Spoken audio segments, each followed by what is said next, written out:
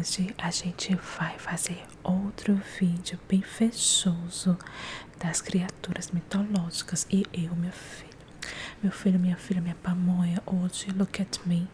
Hoje eu estou à cara de uma das criaturas mais mitológicas do nosso século. A rainha, a diva Kim Kardashian. Eu tô mais ou menos uma Kim Kardashian lá de Cajazeiras, lá do sertão da Paraíba. Muito chique, mas muito arretada, muito brabinha e muito danadinha, que nem os animais que a gente vai falar hoje. A gente vai falar hoje de animais maravilhosos, de animais mitológicos, animais que causam medo, animais que contam histórias, animais que enfeitam a nossa imaginação. Animais que se tornaram muito mais que mitos, se tornaram partes de nossa vida, do nosso dia a dia e também da educação no Brasil e no mundo, tá? E sim, eu incluí alguns animais mitológicos da cultura brasileira, porque eu sempre gosto de lembrar pra gente, pra vocês e pra mim também, que às vezes na discussão de cultura, de arte, de história, a gente tem a tendência a sempre focar nas culturas de outros países, mas a gente não foca tanto na cultura do nosso próprio Brasil. E a cultura brasileira é muito, muito, muito rica.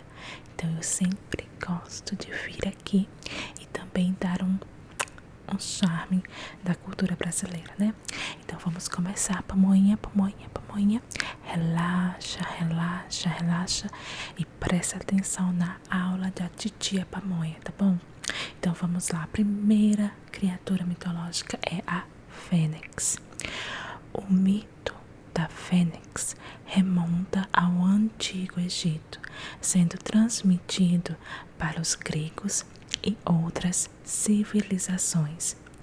Entre os egípcios, esta ave era conhecida como Benu, Benu, Benu, Benu. Porém, ambas eram associadas ao culto do deus Sol, chamado Ra, no Egito Antigo. Se você quer conhecer mais sobre os deuses egípcios, você pode ir no meu vídeo de mitologia egípcia, tá? O Ra era o deus do sol do meio-dia, tá bom? Ao morrer, este pássaro era devorado pelas chamas, ressurgindo delas uma nova fênix, a qual se juntava às suas cinzas com as cinzas do progenitor e compassivamente as conduziam ao altar do deus solar, localizado em Heliópolis, cidade egípcia. Heliópolis é um nome grego. Hélios é sol, então Heliópolis quer dizer cidade do sol, tá bom? Então, eu acho interessante porque a fênix se tornou um símbolo que foi muito além da mitologia egípcia. A fênix também é muito além da mitologia grega. A fênix se tornou um símbolo de reconstrução, de dissolve e solve, né? Então é um símbolo de renascimento. A fênix, ela é tão importante no arquetipo do ser humano porque nos mostra que a gente pode sim se refazer. Não importa o que você passou na sua vida, não importa as dores, não importa o sofrimento, não importa as personality traits, os traços de sua personalidade que você não gosta. Você sempre pode renascer das cinzas. Você sempre pode se reinventar. Você tem a permissão para se reinventar e para renascer. E quando a gente se reinventa, a gente tem que fazer que nem a fênix. Ela juntava as cinzas do seu progenitor e compassivamente colocava no altar do Deus solar. Ou seja, quando você se renova, quando você se restaura, quando você se torna uma nova pessoa, você não pode jogar fora o seu passado, mas você tem que honrar o seu passado também, porque assim você sabe de onde você veio e você vê a transformação. E essa transformação geralmente acontece através do fogo. O fogo é um elemento na filosofia que ele eleva a alma. Então o fogo ele queima tudo que é baixo, que é material, que é impuro, e ele purifica a alma do ser humano. Então o fogo purifica a alma da fênix, destruindo tudo que não é bom e fazendo com que ela se renove. Eu acho muito interessante essa mitologia, esse arquetipo. Eu acho muito interessante o arquetipo da fênix. Ele é revivido em muitas literaturas, ele é revivido em muitas histórias, ele é revivido no nosso dia a dia. A gente sempre diz: ai, você é uma fênix, você renasce das cinzas, meu amor. Eu disse: com certeza, eu mesmo me acho uma fênix. Meu amor, quantas vezes nessa minha vida o povo me pisou, me humilhou, me colocou no chão, no lixo, no pó. Ah, só o cocô de galinha. E eu o quê?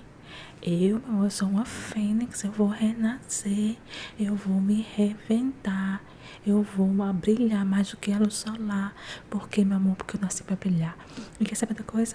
Você também, meu amorzinho, você aí, minha pamonha que tá querendo dormir, você nasceu pra brilhar. Você nasceu pra ser uma pessoa assim, um superstar da sua própria vida, do seu próprio filme, do seu próprio livro, do livro da sua vida. Você nasceu pra ser uma superstar. Hello, Beyoncé da sua vida. Eu sou a Beyoncé lá de Campina Grande. Vamos começar o outro animal mitológico. Esse aqui é minha gente, da mitologia do folclore brasileiro. Agora, esse animalzinho aqui, ele é um animalzinho que eu nunca entendi. É um animalzinho que eu nunca aprendi na escola. Então eu fui pesquisar, tá certo? E trouxe aqui pra te ensinar, criaturinha, pra te ensinar, né? Coisinha de mamãe, porque eu nunca aprendi. E é o boitatá. Eu vou dizer primeiro o que eu achava, o que eu fui ensinada.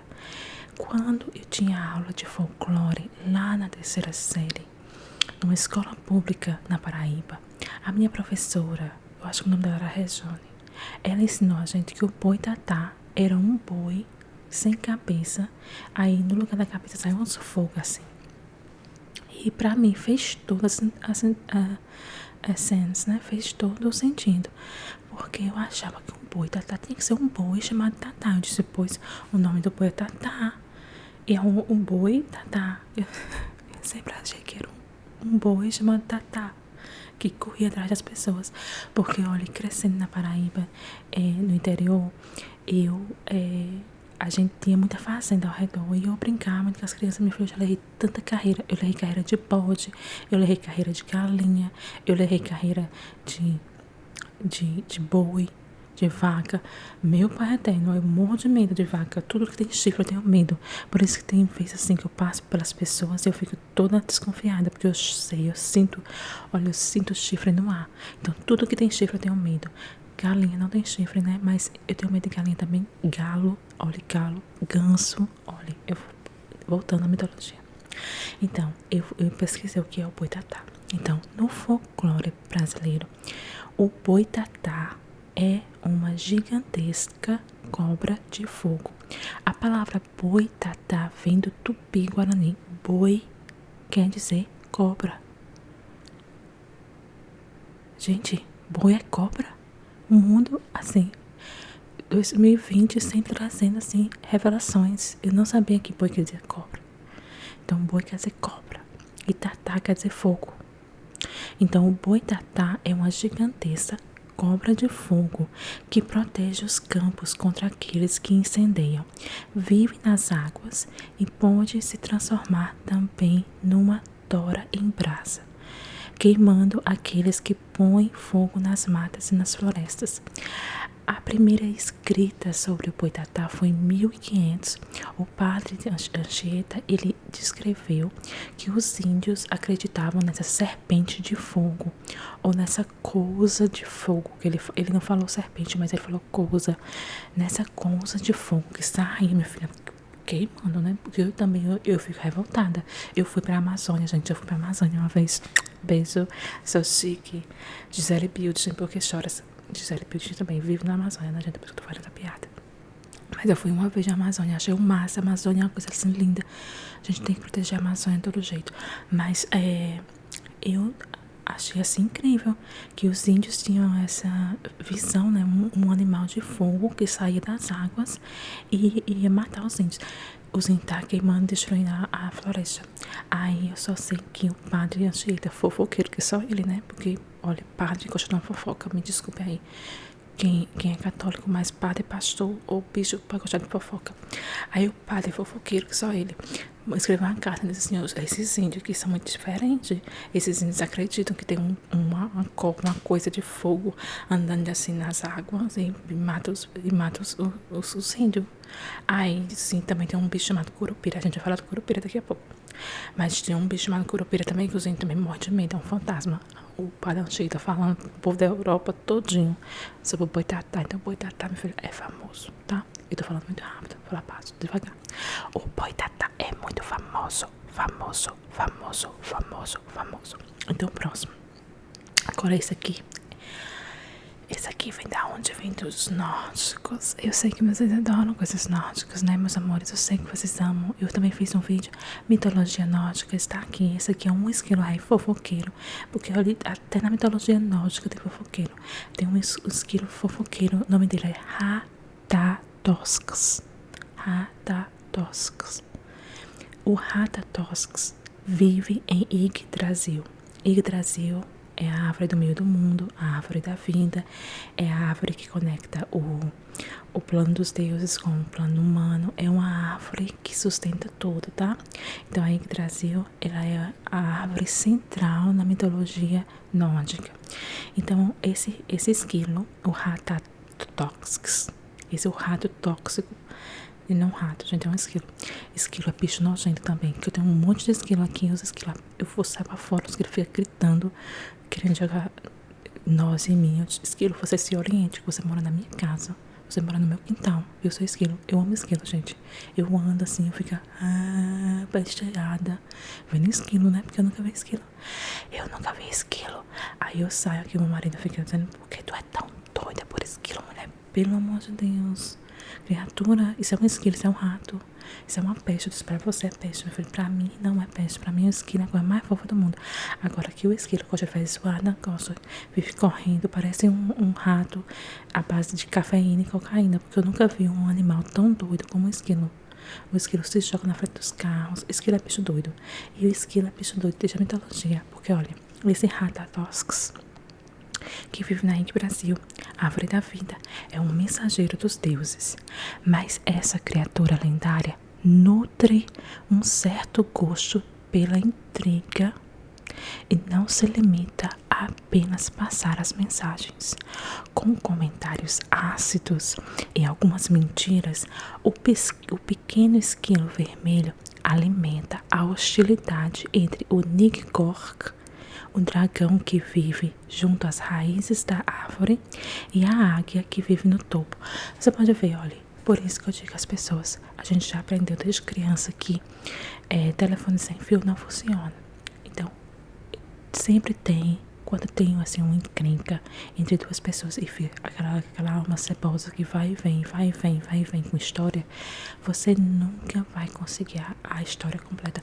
É sempre, olha, intriga, mentira, e é sempre pra ver olha, tem gente que vê alguma coisa pegando fogo, eles vão lá e tacam gasolina, porque eles querem ver o cabaré pegar fogo, eles querem ver a intriga, eles querem ver o bafafá, eles querem ver a pizza, eles querem ver o Siqueira passando na televisão, eles querem ver isso, eles querem ver desgraça. Aí o que você faz? Você chama essa pessoa de quê? De Ratatoskes. Ratatoskes é uma cebosa, te lascar. Você faz isso, certo? Lembre, Ratatoskes, espírito de esquilo fofoqueiro. Agora vamos pro curupira. Voltando a quando eu era uma criancinha.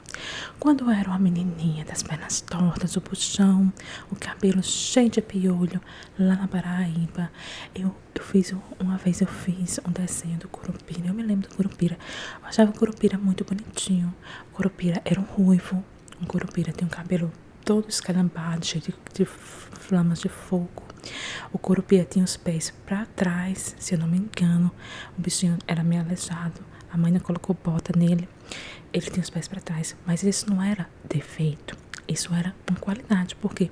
Porque, segundo a lenda, o curupira, quando ele andava, ele confundia os caçadores, porque como os pezinhos dele eram para trás, quando ele andava parecia que ele estava indo para lá, mas na verdade ele estava indo para lá, entendeu? Curupira sapinto tonto, ele sapinto, pensa no bicho sapinto, era o Curupira.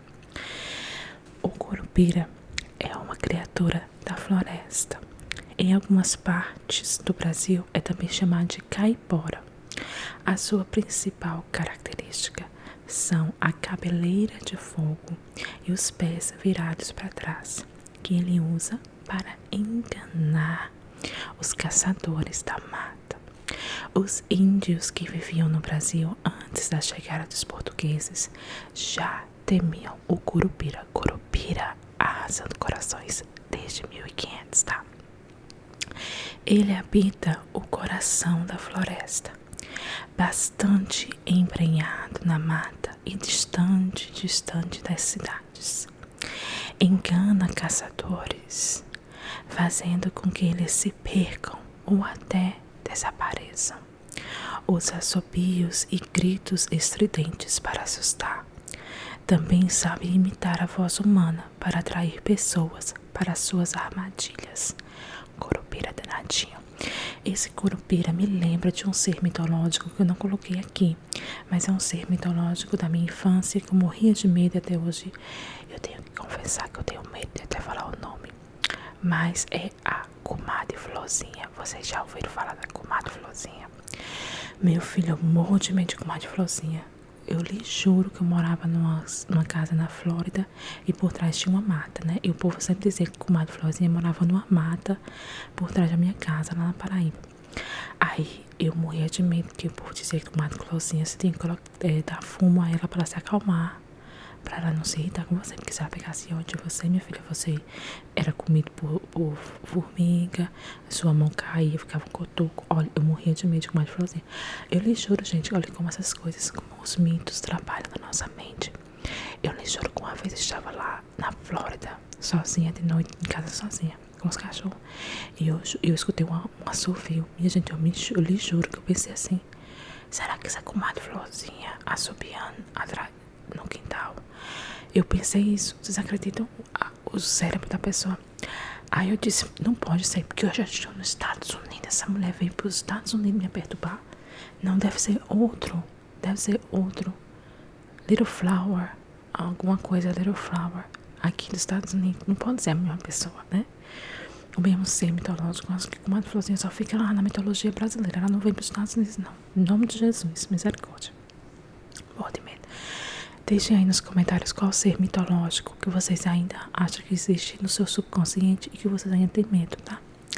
Vamos falar do basilisco. O basilisco, para a heráldica, o basilisco é visto como um animal semelhante a um dragão com cabeça de galo. Eita, cabeça de galo é bom demais. Abrindo parênteses, vocês já comeram cabeça de galo? Cabeça de galo é uma delícia. Se vocês quiserem, eu posso fazer uma receita aqui de cabeça de galo, mas eu não posso fazer com farinha, porque eu não tenho farinha. Mas eu posso fazer só a sopa de cabeça de galo. Se vocês quiserem, eu faço e gravo a ASMR pra vocês. Fechando parênteses. Um dragão com cabeça de galo e de olhar mortífero, que nem assim o meu. Oi, papai. Olhar mortífero em outras descrições. Porém, a criatura é descrita como um lagarto gigante, parecendo um teju, às vezes com muitas patas. Mas a sua forma mais aceita é como uma grande cobra com uma coroa. O basilisco seria capaz de matar com um simples olhar. Quando você encontrar alguém assim, bem alma cebosa, que dá aqueles olhares de matar cachorro a grito, você diz assim, sai de mim, basilisco. O único jeito de matá-lo seria fazendo olhar seu próprio reflexo no espelho. E a palavra basilisco quer dizer pequeno rei. Basilisco também é encontrado na Bíblia. Você vê a referência ao basilisco, mas enquanto uma cobra, né? Na Bíblia eu acho que é uma tradução mais de cobra, uma cobra venenosa. Mas na mitologia medieval, o basilisco ele tinha cabeça de galo. E na mitologia mais antiga, o basilisco ele tinha uma pena Independente da cor da pena, você sabia se era basilisco macho ou basilisco fêmea. E eles colocavam ovo. Agora imagina aí, eu tenho medo de cobra, eu tenho medo de galo. Aí a pessoa faz um animal, uma cobra com cabeça de galo. Gente, pelo amor de Deus, é pra me matar um negócio desse. Mas se vocês quiserem aí a receita de cabeça de galo, vocês me digam aí, tá bom? Górgona. Essa aqui é especial para as minhas amigas que sempre pediam que eu gravasse algo sobre a medusa. Então, a górgona, em grego, é uma criatura mitológica grega, representada como um monstro feroz, de aspecto feminino e com grandes presas. Tinha o poder de transformar todos que olhassem para ela em uma pedra, o que fazia com que muitas vezes as suas imagens fossem usadas e utilizadas como fórmula de amuleto. A górgona também vestia um cinto de serpentes entrelaçadas. Na mitologia grega tardia, diziam-se que existiam 3 górgonas, as 3 filhas de Fórcis e Ceto. Seus nomes eram Medusa, a impetuosa, Esteno, a que oprime, e Euríale, a que está ao largo. Como a mãe, as górgonas eram extremamente belas e seus cabelos eram invejáveis. Todavia, eram desregradas e sem escrúpulos. Isso causou a irritação dos demais deuses, principalmente de Atena, a deusa da sabedoria, que admirou-se de ver que a beleza das górgonas as faziam exatamente idênticas a ela. Então, gente, a Medusa, ela era uma górgona e ela tinha um poder de transformar as pessoas em pedra. É por isso que você vê tantas vezes a fonte de Medusa em escudos dos guerreiros, porque eles achavam que se eles usassem seria um amuleto de proteção durante a guerra. E a Medusa quer dizer a impetuosa. Medusa, minha filha, Medusa não queria nem papo. Medusa queria dar na cara limpinha de todo mundo. Medusa era impetuosa, ela era gostosa, maravilhosa, os cabelões assim, o chururu, chururu, chururu, as cobras assim, chururu, chururu, chururu. Essa é a minha imitação de Medusa. Chururu, chururu, chururu, eu sou a Medusa. Gente, Medusa arrasando corações.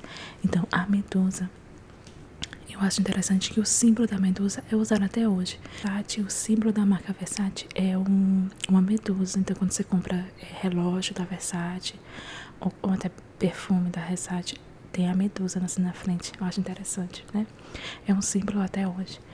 E eu acho como a mitologia da Medusa mostra como uma mulher bonita, mas uma mulher impetuosa, uma mulher sem escrúpulos, de acordo com as leis e regulamentações da era vista como um monstro capaz de destruir, um monstro capaz de tirar dos seres humanos a humanidade ou transformá-los em pedra, né?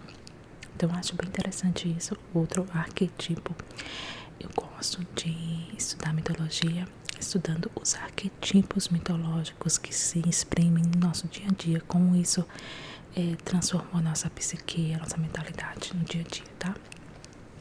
Então, eu espero que vocês tenham gostado desse videozinho.